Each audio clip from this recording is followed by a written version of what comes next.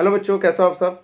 बच्चों, हमारी first class हो चुकी है इसकी, जिसका हमने कैश फ्लो का इंट्रोडक्शन सीखा था और मैंने उसके 2 क्वेश्चंस करवाए थे जो हमारे स्टार्टिंग बेसिक क्वेश्चंस थे। तो मैं उसके आगे कर रहा हूँ। तो आइए फटाफट से देखते हैं इलस्ट्रेशन नंबर 3। तो मैंने डिस्क्रिप्शन में इसका लिंक दे रखा है, आप इसको डाउनलोड कर सकते हैं इस बुक को। और बाकी जैसे बुक आपका डाउनलोड हो जाएगी, पेज नंबर ये है आपका, आई थिंक 98 पेज नंबर है, यहाँ लिखा हुआ है। तो बाकी हम इलस्ट्रेशन 3 पढ़ते हैं और क्वेश्चन को करते हैं। लेसन नंबर 3 कह रहा है calculate cash flow from operating activity from the following information. आपको क्या निकालना है?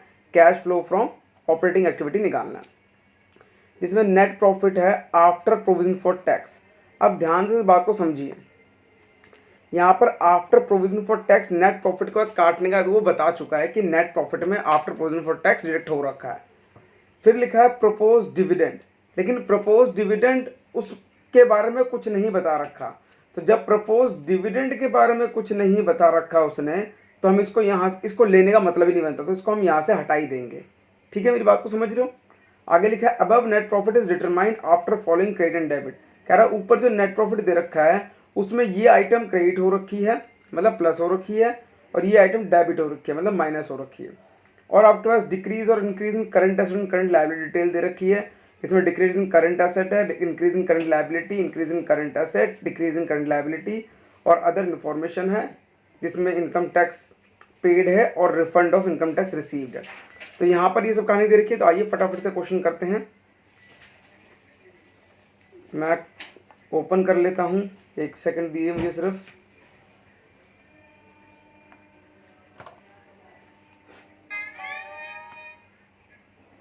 यस, तो हमने लास्ट यहाँ तक किया था, इसके बाद करते हैं हम इलस्ट्रेशन नंबर 3। तो यहाँ पर मुझे निकालना क्या है, वो कहता है cash flow from operating activity find out करना आपको। तो यहाँ पर बना लेते हैं cash flow from operating activity. ठीक है, तो हमें सबसे पहले क्या चाहिए इसके अंदर? Net profit before tax and extra ordinary item. मैं EOI लिख रहा हूँ एक्स्ट्रा ऑर्डिनरी आइटम के लिए, और बाकी आपको पता है सिर्फ इसमें टैक्स माइनस हो रखा है स्टार्टिंग में।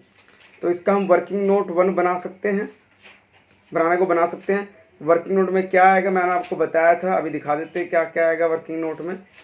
हमने वर्किंग नोट के लिए ये रहा, ये सब आइटम आती है। देखो ध्यान से, मैं हटा देता हूँ जो हमने कल काम किया था एक बारी, इससे थोड़ा दिमाग में रिवीजन भी हो जाएगा।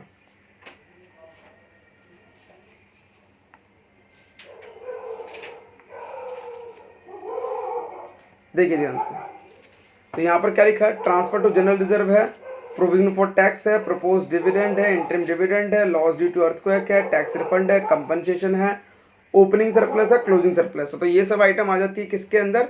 नेट प्रॉफिट बिफोर टैक्स को कैलकुलेट करने के लिए। तो यहाँ पर लिख देता हूँ मैं, नेट प्रॉफिट बिफोर टैक्स को अगर कैलकुलेट करना हो तो उसके अंदर ये सब आइटम प्लस माइनस होती है। ठीक है, लेकिन अभी हमारे पास क्या गिवन है क्वेश्चन के अंदर, देखते हैं एक बारी। वो कहता है नेट प्रॉफिट आफ्टर प्रोविजन है और प्रपोज डिविडेंड उसमें माइनस नहीं हो रखा, मतलब इसके बारे में कुछ इन्फॉर्मेशन नहीं है, लेकिन कंपनसेशन फॉर अर्थक्वेक है। तो मैं एक काम करता हूँ, इसको बिफोर टैक्स ना लिख के मैं इसको आफ्टर टैक्स लिख देता हूँ, जिससे मुझे वर्किंग नोट बनाने की ज़रूरत नहीं पड़ेगी, मैं इसको यहीं पर ही सॉल्व कर सकता हूँ, क्योंकि बहुत बड़ा क्वेश्चन तो है नहीं। तो नेट प्रॉफिट आफ्टर टैक्स, तो हम इसके अंदर सबसे पहले क्या ऐड करेंगे? प्रोविजन फॉर टैक्स को ऐड कर लेंगे। तो क्वेश्चन में देख लेते हैं प्रोविजन फॉर टैक्स कितना है। आफ्टर था 1406000, 1406000, और प्रोविजन फॉर टैक्स हमारे पास ऐसा कुछ आइटम गिवन नहीं है, लेकिन लिखा हुआ है यहाँ पर प्रोविजन फॉर टैक्स 3,06,000 रुपये, जो साफ साफ लिखा हुआ है, तो उसी को ऐड कर लिया। अब मैं बना देता हूँ, रिजर्व गिवन नहीं है तो रिजर्व की करने की ज़रूरत नहीं होगी। प्रपोज डिविडेंड नहीं है, प्रपोज डिविडेंड है लेकिन उसने ये बात नहीं बोल रखी कि नेट प्रॉफिट काटने के बाद, मतलब प्रपोज डिविडेंड में नेट प्रॉफिट जो हमने माइनस कर दिया उसके बाद ये आंसर आ रहा है। तो जब ये नहीं बता रखा तो इसको लेने का फ़ायदा नहीं है। लेकिन यहाँ पे कंपनसेशन फॉर अर्थक्वेक का बता रखा है, तो यहाँ पर माइनस कर देंगे कंपनसेशन फॉर अर्थक्वैक डिजास्टर है आई थिंक 1.5 लाख रुपए, डिजास्टर 1.5 लाख रुपए, ये माइनस हो गया। और माइनस कर देंगे रिफंडेड टैक्स, या फिर आप टैक्स रिफंड भी लिख सकते हो। ये कितना है रिफंडेड टैक्स? 6,000 रुपये, तो यहाँ पर लिख देंगे 6,000 रुपये। इन सबको प्लस माइनस करने के बाद मेरा क्या आंसर आया? Net profit before tax and extraordinary item. Clear बेटा बात? बस यहाँ पर बेटा बात क्या हुई, सिर्फ प्रपोज डिविडेंड के बारे में ऐसा कुछ नहीं कहा गया। तो अगर आप चाहते हो कि सर जैसा हमारा कंसेप्ट कहता कि प्रपोज डिविडेंड को भी ऐड बैक कर दो, उसके लिए सिर्फ आपको एक काम करना पड़ेगा। क्या? आपको एक एजम्पशन लिख देनी पड़ेगी कि प्रपोज डिविडेंड भी क्या है, उसके आफ्टर है। अगर आफ्टर लिख दोगे तो यहाँ पर कहानी यहाँ पर खत्म हो जाती है। आप यहाँ पर प्लस कर सकते हो उसको। तो कैलकुलेट कर लेते हैं इसको।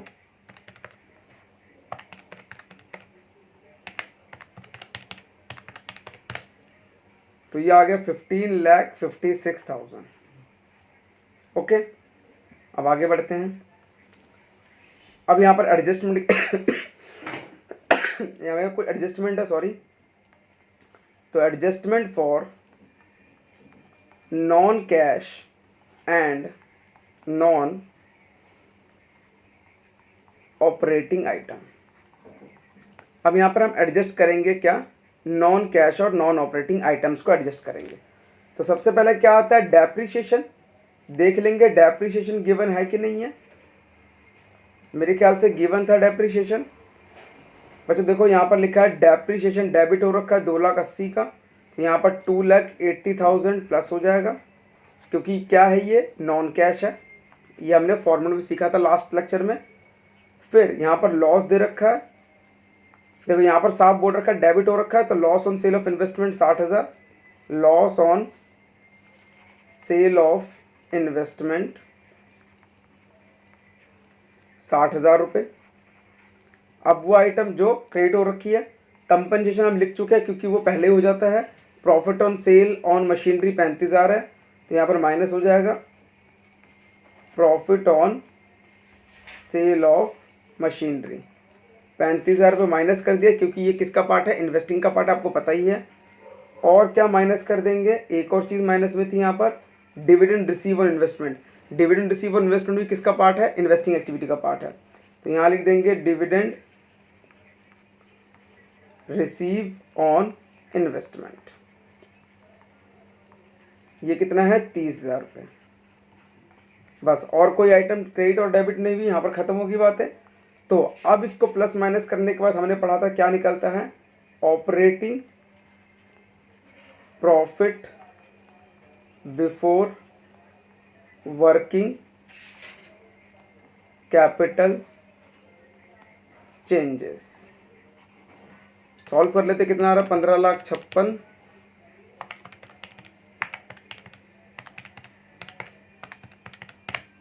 ये आ गया 18,31,000 रुपये आ गया। ओके बेटा, आगे बढ़ते थोड़ा सा। ठीक है, मैं आपको दिखा देता हूँ ऑपरेटिंग प्रॉफिट के बाद क्या क्या आता है। यहाँ पर हमने सॉल्व किया था इसको, मतलब ये मैंने फॉर्मेट सिखाया था आपको लास्ट क्लास में। यहाँ तक पहुँच चुके हैं। अब इंक्रीज़ और डिक्रीज़ की कहानी आ जाएगी।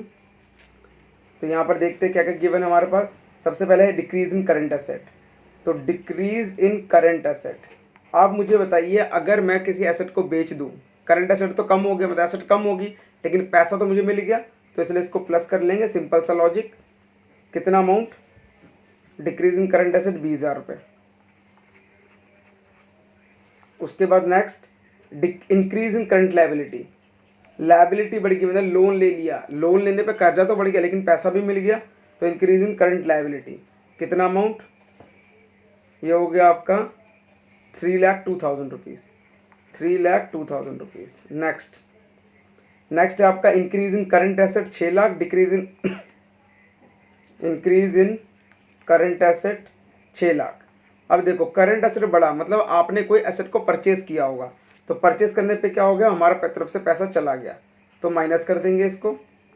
और नेक्स्ट है हमारा decrease in current liability 1,28,000। Decrease in current liability मतलब मैंने पैसे पेमेंट कर दिए, तो 1,28,000 ये भी चला गया माइनस। डन। तो यहाँ तक हमारी बातें समझ आ गई। अब इसको प्लस माइनस करके क्या निकलेगा, नेगेटिव आएगा या पॉजिटिव, पहले वो चेक कर लेते हैं। प्लस 20,000 प्लस 3,02,000,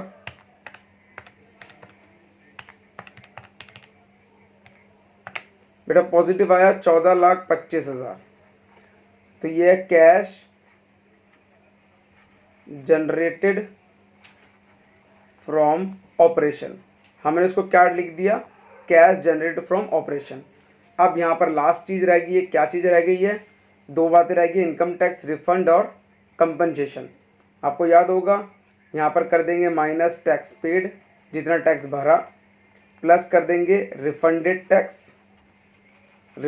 टैक्स, और हमने जो क्लेम किया था ऊपर उसको भी प्लेस कर देंगे कंपनसेशन फॉर अर्थक्वेक। एक सेकेंड, अर्थक्वेक डिजास्टर।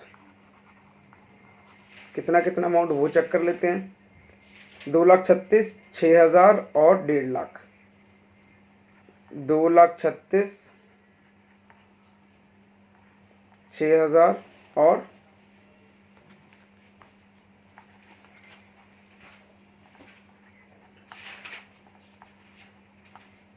1.5 लाख।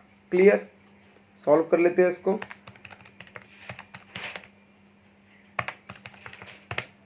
तो ये हमारा आंसर आ गया 13,45,000 रुपये। और ये क्या पॉजिटिव निकला, तो लिख देंगे cash flow from operating activities. बात समझ आ गई। तो यहाँ पर ये कंप्लीट होता है कि किस तरीके से ऑपरेटिंग एक्टिविटी क्वेश्चन आ सकते हैं। लेकिन ये अभी भी सिंपल क्वेश्चन था, और थोड़ा सा अच्छा क्वेश्चन आ सकता है। तो आगे क्वेश्चंस को पढ़ते हैं, फिर देखते हैं किस तरीके से क्वेश्चंस और मिलेंगे हमें।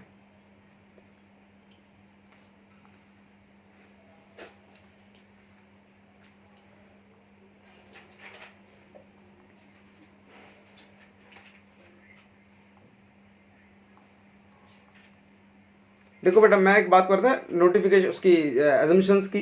देखो इन्होंने क्या नोट डाला हुआ है, propose dividend is not taken as a net profit given is after provision for tax. उसने नहीं लिया। अगर आप चाहते हो लेना तो आप भी नोट डाल देना, फिर हम प्लस उसको कर सकते हैं, ठीक है। और फोर्थ क्वेश्चन देखते हैं। कहता है from the following information calculate cash flow from operating activity and investing activity. यहाँ पर बच्चों cash flow from operating activity बता रखा है, इन्वेस्टिंग भी बता रखा है। तो सबसे पहले मैं इन्वेस्टिंग एक्टिविटी का फॉर्मेट आपको समझाता हूँ, फिर हम आगे बढ़ेंगे, ठीक है।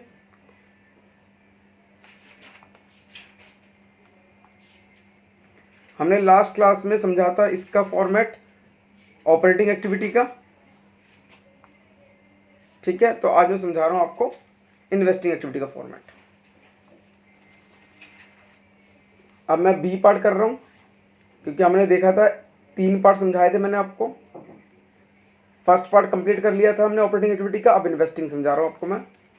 तो लिखेंगे cash flow from investing activity. बात को बहुत प्यार समझना, बहुत इजी है ये। इसके अंदर सिर्फ 4 चीजें आती हैं, परचेज ऑफ फिक्स्ड एसेट, चाहे वो टेंजिबल हो चाहे इनटेंजिबल हो, सेल ऑफ फिक्स्ड एसेट, चाहे वो टेंजिबल इनटेंजिबल हो। दूसरा, purchase and sale of investment. कौन सी इन्वेस्टमेंट, नॉन ट्रेड इन्वेस्टमेंट भी कह सकते हो, लॉन्ग टर्म इन्वेस्टमेंट भी कह सकते हो। और लास्ट, इनकम फ्रॉम इन्वेस्टमेंट, किसी भी इन्वेस्टमेंट से मेरी इनकम हो रही है, इनकम फ्रॉम इन्वेस्टमेंट, ठीक है। ये फॉर्मेट है। परचेज किया तो माइनस हो जाएगा, सेल किया तो पैसा आ जाता है, परचेज सेल प्लस माइनस मैं लिख देता हूँ, इनकम होगी तो प्लस होगा। जो भी आंसर आया, cash generated from investing activity, अगर पॉजिटिव आंसर आया तो ये, और नेगेटिव आता तो used in, cash used in investing activity हो जाएगा, ठीक है। क्लियर होगी बात, समझ आएगी यहाँ तक। अच्छा, इसके अंदर सबसे इंपॉर्टेंट बात क्या है, हमें कैसे पता चलेगी कितना परचेज हुआ कितना सेल हुआ। अगर क्वेश्चन में गिवन हो तो कोई दिक्कत की बात नहीं, अगर ना गिवन हो तो क्या करना है बेटा, उसके लिए अकाउंट बनेगा एसेट का, और आप लोग बनाते हुए आए हो बचपन से अकाउंट। देखते हैं फिक्स एसेट का account, opening balance, closing balance, depreciation जो करंट ईयर का चार्ज हुआ करंट ईयर डेप्रिसिएशन चार्ज हो गया, हमने बेच दिया बैंक, ब्रैकेट में सेल आ गया, और loss on sale of fix asset.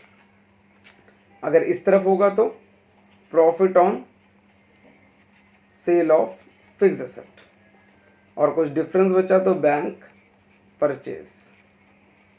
ये क्या है, बैलेंसिंग फिगर। समझे मेरी बात को। इन आइटम्स के अलावा कोई भी आइटम नहीं आएगी। Opening balance, closing balance, depreciation मैंने लगाया मेरे एसेट के ऊपर, वो इतने का बिका, लॉस हुआ और प्रॉफिट हुआ। अब ये अकाउंट बनने से फायदा क्या हुआ बेटा, ध्यान समझना। ये डेप्रिसिएशन ऑपरेटिंग एक्टिविटी में जाके प्लस हो रहा है, ये loss on sale operating activity में जाके प्लस हो रहा है, profit on sale operating activity में जाकर माइनस हो रहा है। अगर हमें कोई डिटेल मिसिंग हो तो हम क्या करेंगे, अकाउंट बना के यहाँ से उन आइटम को ऑपरेटिंग एक्टिविटी में भेज देंगे। ठीक है, ये जो अकाउंट बनाया ये है without provision account, provision for depreciation account, ये है without provision for depreciation account.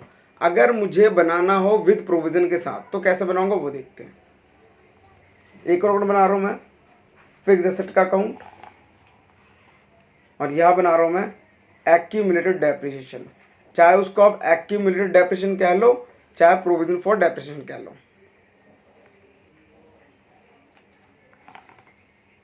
कैसे बनता है, बैलेंस बीडी, बैलेंस सीडी, ये एक तरीके से क्या माइनस होते हैं, तो यहाँ आ जाएगा बैलेंस बीडी और यहाँ हो जाएगा बैलेंस सीडी। क्लियर। मान लेते हैं कोई 1000 रुपये की चीज़ थी, उस पर डेप्रिसिएशन लगा, उस पर डेप्रिसिएशन लग रहा है मेरा 10 रुपये का, तो डेप्रिसिएशन में यहाँ चार्ज नहीं करूँगा, अब डेप्रिसिएशन में यहाँ चार्ज करूँगा, डेप्रिसिएशन 10 रुपये का। समझ आएगी मेरी बात, क्लियर है। कुछ बीडी बचा हुआ, कुछ सीडी बचा हुआ। जब हम इस मशीन का कुछ पार्ट बेचेंगे तब हम क्या करेंगे, यहाँ से एक्यूमुलेटेड डेप्रिसिएशन, और यहाँ लिखेंगे मशीनरी या फिर फिक्स्ड एसेट। मैं थोड़ा सा इसको हटा देता हूँ, यहाँ लिखेंगे फिक्स्ड एसेट। अब मान लेते हैं मैं एक मशीन बेच रहा हूँ, ध्यान समझते हैं। एक मशीन है जिसकी कीमत 100 रुपये की है, उस पर डेप्रिसिएशन लग रहा है मेरा 9 रुपये का, और या 19 रुपये का डेप्रिसिएशन लग रहा है। तो जो 81 की चीज़ है मैंने उसको 70 रुपये में बेच दिया, मेरा 11 रुपये का लॉस हो गया। कॉस्ट, डेप्रिसिएशन, सेल और लॉस। अब इस पूरे को मैं यहाँ कैसे दिखाऊंगा, मान लो बीडी में दे रखा 50 रुपये, 10 रुपये का मैंने और डेप्रिसिएशन लगा दिया। ठीक है, अब 10 रुपये की जगह मैं 19 रुपये का डेप्रिसिएशन और लगा दिया, नया लगा दिया 19 रुपये का। अब टोटल में से मेरे को 19 का डेप्रिसिएशन चाहिए, मैंने ये 19 का डेप्रिसिएशन यहाँ लिखा और 19 का डेप्रिसिएशन यहाँ लिखा। बैंक कितने में बेच रहा हूँ मैं इसको, 70 रुपीज़ में। लॉस कितने का हुआ, 11 रुपीज़ का। बस क्वेश्चन यही ख़त्म हो गया।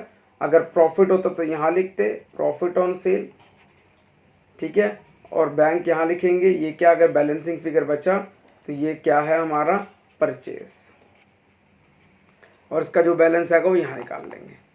समझ आई मेरी बात। बस हमने इसमें सिर्फ एक्स्ट्रा काम क्या किया है, हमने यहाँ पर इस फिक्स अकाउंट से इसको यहाँ पर ट्रांसफ़र किया है, और डेप्रिसिएशन इस अकाउंट में चार्ज हुआ। लेकिन पिछले वाले में देखो सब कुछ ही यहीं चार्ज हो गया था डेप्रिसिएशन। बस यहाँ पर डेप्रिसिएशन चार्ज नहीं करेंगे, जब प्रोविजन का बनाएंगे वो डेप्रिसिएशन यहाँ चार्ज होगा, जब बेचेंगे तब उसको यहाँ से पहले यहाँ ट्रांसफ़र फिर यहाँ ट्रांसफ़र कर देंगे। क्लियर होगी बात। तो इसी अकाउंट के बदौलत हमारी इन्वेस्टिंग एक्टिविटी कंप्लीट हो जाती है। अब जैसे ये बैंक निकला, ये बैंक निकला, इसको मैं क्या करूँगा, इन्वेस्टिंग एक्टिविटी यहाँ यूज़ कर सकता हूँ। परचेज होगा तो माइनस, सेल होगी तो प्लस कर सकता हूँ। ठीक है, तो आइए फटाफट से अब जो क्वेश्चन हम देख रहे थे उसको देखते हैं।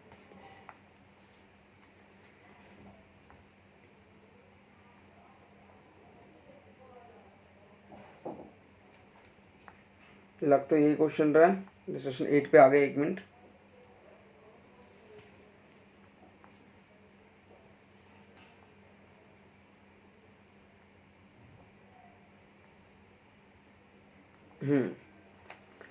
From the following information calculate cash flow from operating activity investing activity. अब यहाँ पर देखो सरप्लस दे रखा है 2018-19 का, मतलब ओपनिंग क्लोजिंग सरप्लस दे रखा है, प्रोविजन फॉर टैक्स भी दे रखा है ओपनिंग क्लोजिंग, ट्रेड पेबल दे रखा है, करंट एसेट दे रखा है, फिक्स्ड एसेट दे रखा है और एक्यूमुलेटेड डेप्रिसिएशन दे रखा है। ठीक है, टैक्स पेड गिवन है आपको।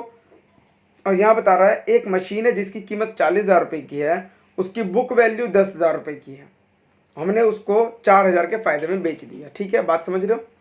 ठीक है, देखते हैं।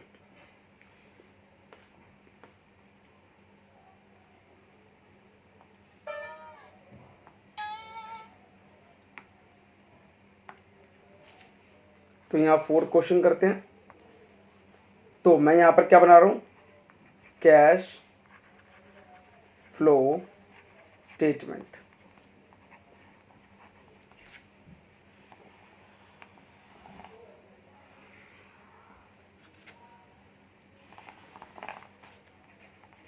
पर्टिकुलर, तो यहाँ लिख लिया अमाउंट। सबसे पहले क्या लिखा मैंने यहाँ पर, first cash flow from operating activity. इसके लिए सबसे पहले क्या आता है, net profit before tax and extraordinary item. तो net profit before tax and extraordinary item. Okay, इसके लिए वर्किंग नोट 1 बना रहा हूँ मैं, क्योंकि आप थोड़ा सा धीरे धीरे बड़ा काम करेंगे। तो नेक्स्ट पेज पे बनाते हैं वर्किंग नोट। इधर करता हूँ वर्किंग नोट साइड में, कि अगर क्वेश्चन बड़ा हो तो यहाँ तक खिंच जाए। वर्किंग नोट क्या कैलकुलेट कर रहे हैं आप यहाँ पर, नेट प्रॉफिट, वर्किंग नोट 1 है, before tax and extraordinary item calculate कर रहे हैं। तो उसके लिए क्या करना पड़ेगा, क्लोजिंग सरप्लस, जो क्वेश्चन में गिवन है हमारा, आप पूरी लाइन लिखोगे, closing surplus balance in statement of P and L. ठीक है, कितना है क्लोजिंग, 2 लाख रुपए, माइनस ओपनिंग सरप्लस कितना है, 50,000 रुपये, कितना बच गया, 1.5 लाख रुपए। क्या इसमें प्रपोज डिविडेंड है, नहीं है, कुछ भी नहीं है, सिर्फ प्रोविजन फॉर टैक्स है, दोनों में 15-15 लिखा हुआ है। ठीक है, तो अगर आपको कोई कंफ्यूजन, वैसे मैंने बताया था करंट ईयर में जो मेड करते हैं वो लिख देंगे, और करंट ईयर में इसमें कितना मेड है, 15,000, तो मैं यहाँ प्लस कर देता हूँ सीधा, प्रोविजन फॉर टैक्स 15,000 रुपये प्लस कर दिया, 1,65,000 आ गया नेट प्रॉफिट बिफोर टैक्स, जिसको मैं उठा के यहाँ लिख दूंगा 1,65,000। अगर ज़्यादा पूछा तो यहाँ पर प्रोविज़न फॉर टैक्स का अकाउंट बना देता हूँ मैं, या यहाँ ना बना के वर्किंग नोट पे बनाता हूँ, जिससे आपको समझ आएगी। प्रोविज़न फॉर टैक्स याद ही है, बी डी 15, सी डी भी 15 है, last year paid, current year made. ठीक है, क्वेश्चन में गिवन है टैक्स पेड किया है 15,000 रुपये, तो टेंशन की बात ही ख़त्म हो गई, 15 पे कर दिया, जो बचेगा वो पी एंड एल में 15,000 चला जाएगा, इसलिए हमने इस 15,000 को यहाँ पर ऐड कर दिया है। क्लियर होगी बात, आगे बढ़ते हैं हम।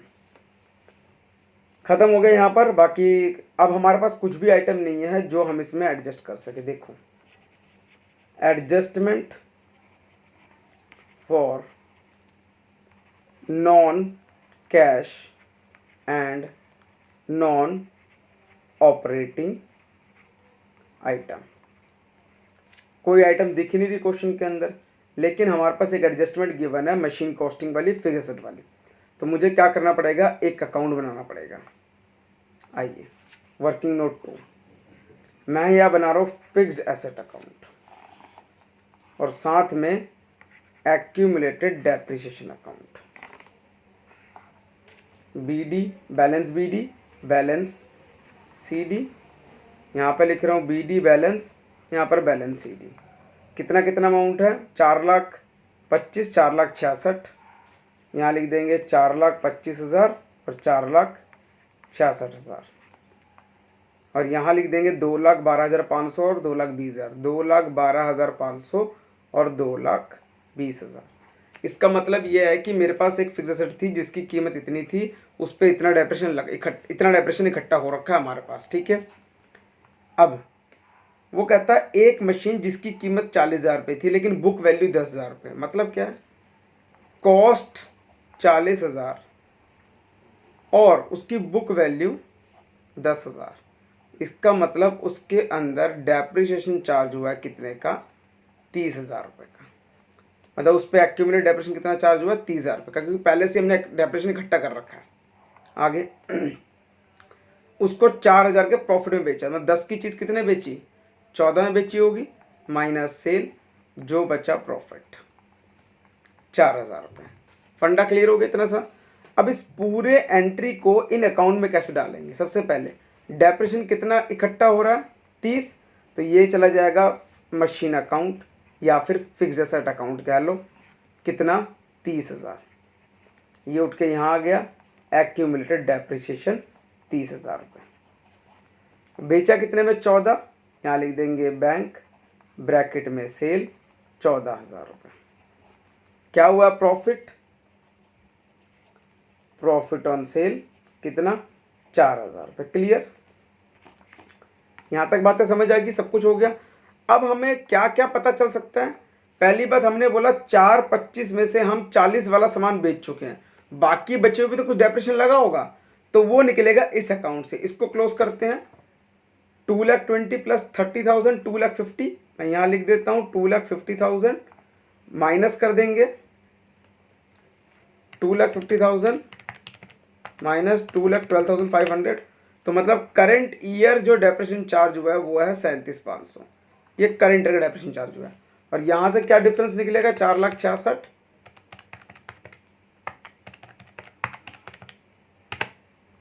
ये हो गया 5,10,000 माइनस 4,25,000 माइनस 4,000, तो बेटा 81,000 की हमने कोई एक और फिक्स एसेट या मशीनरी खरीदी है। Bank balancing figure purchase. अब इस पूरे को हमें इन्वेस्टिंग के पार्ट में और कॉर्पोरेट उसमें ऑपरेटिंग के पार्ट में डालना है। ऑपरेटिंग में क्या किया जाएगा, एक आइटम और दो आइटम चलते लेके, यहाँ लिखेंगे डेप्रिसिएशन ऑन मशीन कितना अमाउंट, 37,500, और दूसरा profit on sale of,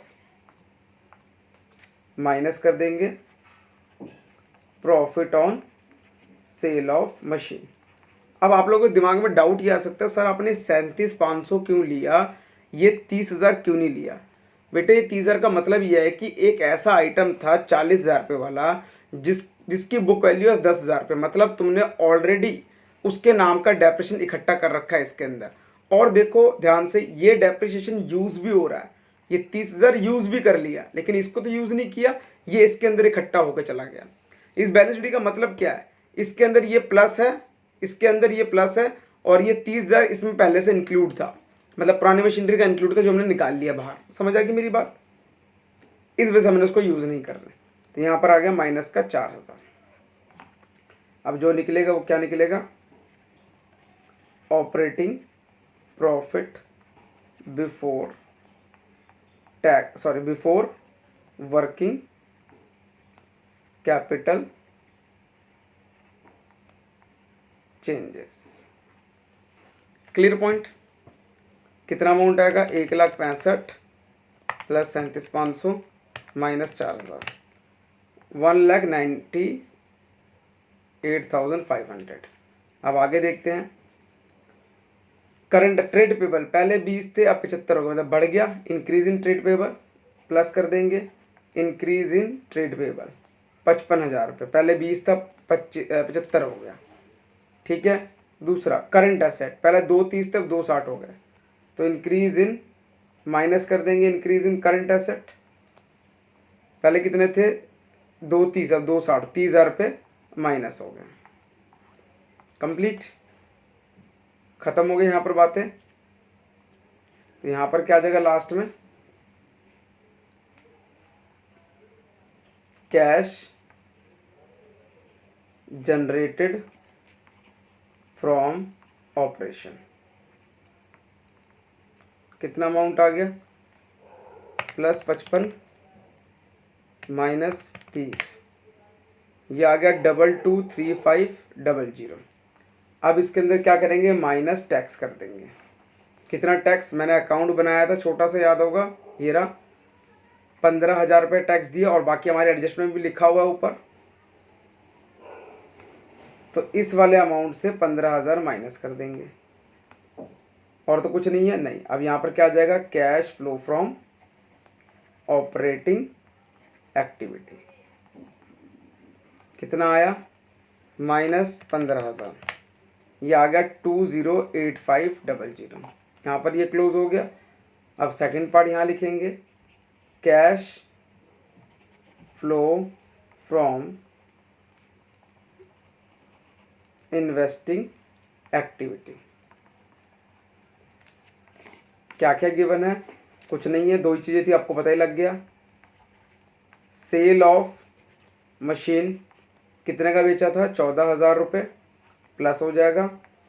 purchase of fix asset minus हो जाएगा, कितने का, 81,000 का। ख़त्म होगी बात, और आंसर आएगा नेगेटिव 67,000।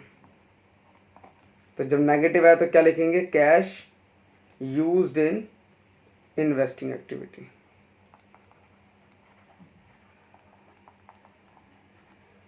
समझ आ गई मेरी बात। तो ज़्यादा मुश्किल तो नहीं, इन्वेस्टिंग तो आसान है, बस ऑपरेटिंग में थोड़ा सा दिमाग ज़्यादा खर्च करना है, इन्वेस्टिंग में कुछ है नहीं।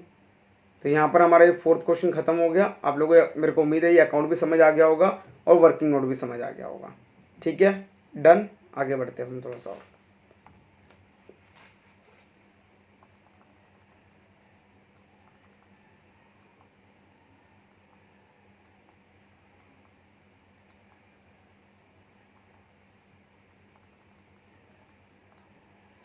ठीक है बेटा, देखो नेक्स्ट क्वेश्चन है cash flow from financing activity. अब फाइनेंसिंग एक्टिविटी भी सीख लेते हैं। पार्टिकुलर में दे रखा है equity share capital 6 lakh, 8 lakh, 12% का प्रेफरेंस शेयर कैपिटल दे रखा है 2 लाख, 10% डिवेंचर दे रखे हैं क्लोजिंग में 1 लाख रुपए। एडिशनल इन्फॉर्मेशन में क्या है, कह रहा है equity share were issued at a premium of 15%, under writing commission paid they around 10,000। मतलब इक्विटी शेयर जो बड़े हैं ना 2 लाख रुपए के, वो 15% के प्रीमियम पे बढ़े हैं, और हमने इस पर खर्च भी किया अंडर राइटिंग कमीशन के नाम से 10,000 रुपये। दूसरा है 12% preference share were redeemed at premium 5%। कह रहे जब प्रेफरेंस शेयर जो खत्म हो गए हैं, 2 लाख से 0 हो गया, ये किस पे हुआ है, 5% के प्रीमियम पे हुआ है, मतलब प्रीमियम रिडम्पशन भी दिया हमने। ठीक है, नेक्स्ट 10% डिवेंचर इशू करें डिस्काउंट पे, जो डिवेंचर भी आए हैं 1 लाख के नए, वो भी डिस्काउंट पे आए हैं। इंटरेस्ट भरा है डिवेंचर पे 10,000 रुपये, dividend paid on preference share 24,000 रुपये, और interim dividend paid on equity 64,000 रुपये। तो हमारे पास ये सब है। अब हमें देखना है इसको करेंगे कैसे, लेकिन उससे पहले क्या सिखाऊंगा आपको मैं, cash flow from investing activity, third financing, sorry, cash flow from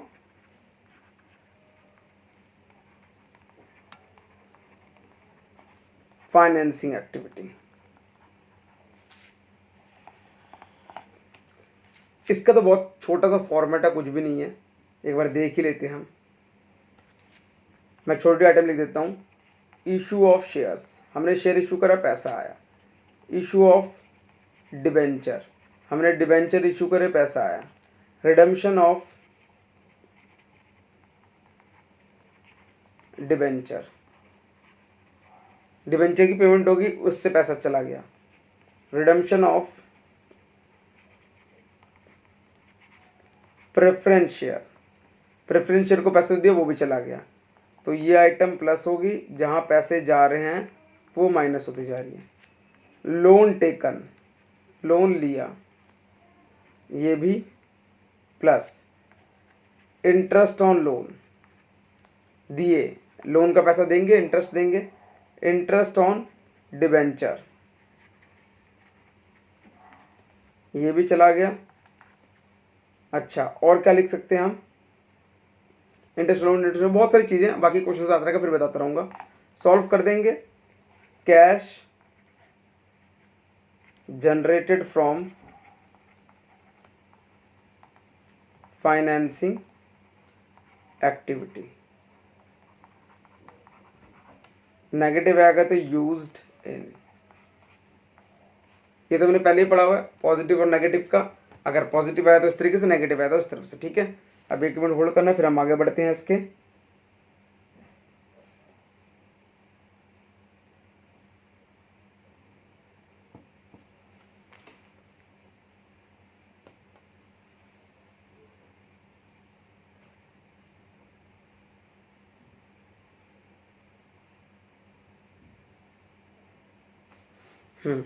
देखेंगे फटाफट से।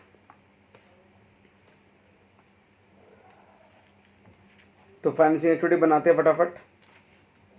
5वां क्वेश्चन है cash flow from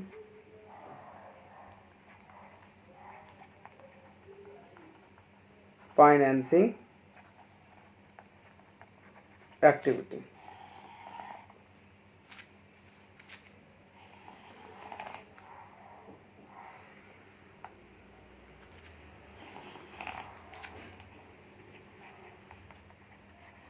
particular amount.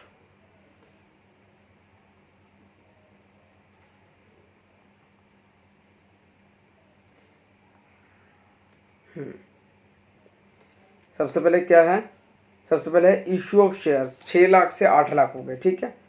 तो यहां पर लिखते हैं इशू ऑफ शेयर्स। तो बढ़ा कितने का, 2 लाख का बढ़ा है, लेकिन 2 लाख रुपए में कितने का प्रीमियम है, 15% का प्रीमियम है। तो 2 लाख का 15% कितना हो गया, 30,000 रुपये हो गया। तो मैंने क्या कर दिया, इसको 30,000 रुपये इसको ऐड कर दिया, ये हो गया 2,30,000 रुपये। क्लियर। नेक्स्ट देखो, फिर कहता है प्रेफरेंस शेयर 2 लाख से 0 हो गए और 12% प्रेफरेंस डिविडेंड है, 2 लाख से 0 हो गए और वो है रिडीम एट प्रीमियम पे हो रहे हैं वो भी। तो यहाँ लिखेंगे रिडीम्ड, एक सेकेंड,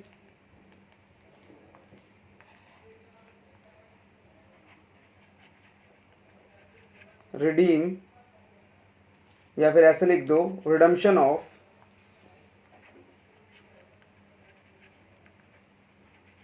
प्रेफरेंस शेयर। कितने परसेंट वाले, 12% प्रेफरेंस शेयर्स। कितने ख़त्म हो गए, 2 लाख के ख़त्म हो गए, लेकिन कितने एक्स्ट्रा गए हैं, प्रीमियम का परसेंटेज कितना है, 5%। तो 2 लाख का 5% हो गया 10,000 रुपये। तो ये हो गया आपका 2,10,000 रुपये पैसे चलेगा। ये बात समझ आ गई। ऐसी नेक्स्ट देखो, डिबेंचर 10,000 से बढ़ गए हैं, 1 लाख से बढ़ गए हैं, लेकिन डिस्काउंट पे बढ़े हैं। तो यहाँ क्या लिखेंगे,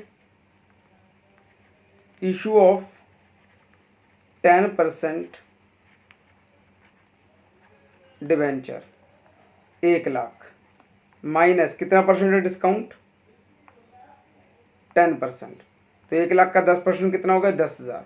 तो 90,000 रुपये के डिबेंचर हमारे पास आ गए। Clear point. आगे देखते हैं, इंटरेस्ट ऑन डिबेंचर 10,000 रुपये, तो जो है लिख लेते हैं।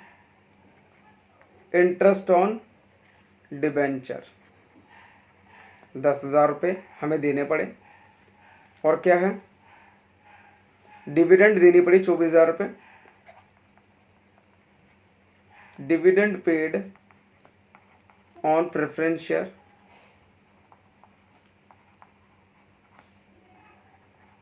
24,000 रुपये।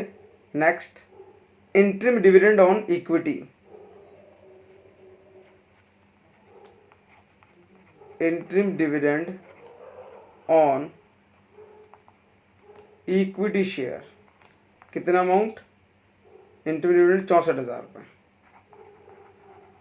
तो dividend, interest paid, dividend paid और इंटरिम डिविडेंड पेड। क्लियर। आगे बढ़ते थोड़ा सा और। अच्छा, और क्या है, हमारे यहाँ सब कुछ खत्म हो गया, लेकिन एक पॉइंट रह गया यहाँ पर। उसने बोला था आपने अंडर राइटिंग कमीशन भी दिए 10,000 रुपये की। तो यहाँ लिख देंगे अंडर राइटिंग कमीशन पेड 10,000 रुपये। खत्म, सब कुछ दे दिया। एक बार और चेक कर लेते हैं। इक्विटी शेयर हो गया 2 लाख से, हमारा 15% का सिक्योरिटी रिजर्व आ गया। अंडरराइटिंग कमीशन दे दी 10,000 रुपये की, प्रेफरेंस शेयर पे प्रीमियम भी दे चुके हैं, डिवेंचर इशू कर चुके हैं, इंटरेस्ट दे दिए, ये भी दे दिया, ये भी दे दिया, हमने सब कुछ दे दिया, कुछ नहीं बचा, खत्म होगी बात। अब बस प्लस माइनस कर देंगे, जो आंसर आएगा वो देख लेंगे, पॉजिटिव आता है तो नेगेटिव आता है। तो 2,30,000 minus 2,10,000 plus 90 minus 10,000 minus 24,000 minus 64,000 minus 10,000, तो ये हमारा आ गया 2,000 रुपये। तो ये आ गया 2,000 रुपये पॉजिटिव। तो यहाँ लिख देंगे कैश जनरेटेड फ्रॉम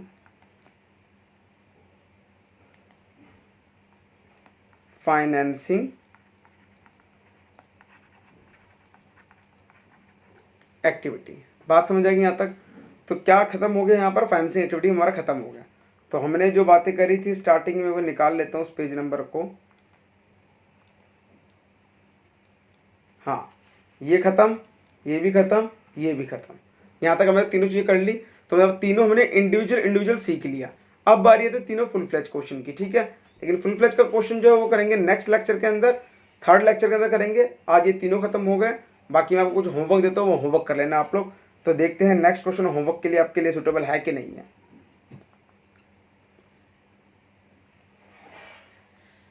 अच्छा, नेक्स्ट क्वेश्चन में बता रहा calculate net cash flow from investing activity, net cash flow from financing activity.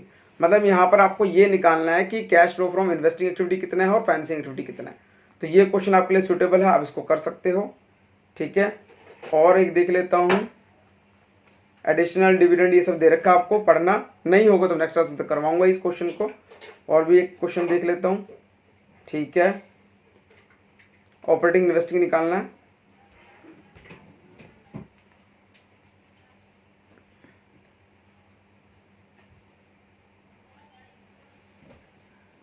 ठीक है। तो क्वेश्चन नंबर आपको होमवर्क में दे रहा हूं मैं,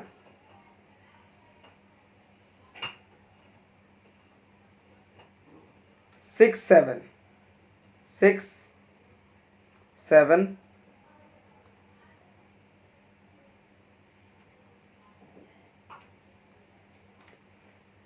तो बच्चों 2 क्वेश्चन आपके होमवर्क में है, होमवर्क लिख लो आप सब अपना। Question number 6 and question number 7, ये 2 आपको प्रैक्टिस के लिए दिए हैं। बुक आपको लिंक में मिल जाएगी, उसमें डाउनलोड करना, क्वेश्चन करना, और कल हमारा कैश फ्लो जो है कैश फ्लो स्टेटमेंट है खत्म हो जाएगा। तो हमारा जो कैश फ्लो स्टेटमेंट कल फिनिश हो जाएगा, लिख देता हूँ मैं यहाँ पर, ओके। इसके बाद जो अगला टॉपिक होगा रेशियो एनालिसिस का होगा परसों। तो पहले कल के लिए ये 2 होमवर्क है, आप लोग करके रखना, और मिलते हैं फिर नेक्स्ट क्लास के अंदर।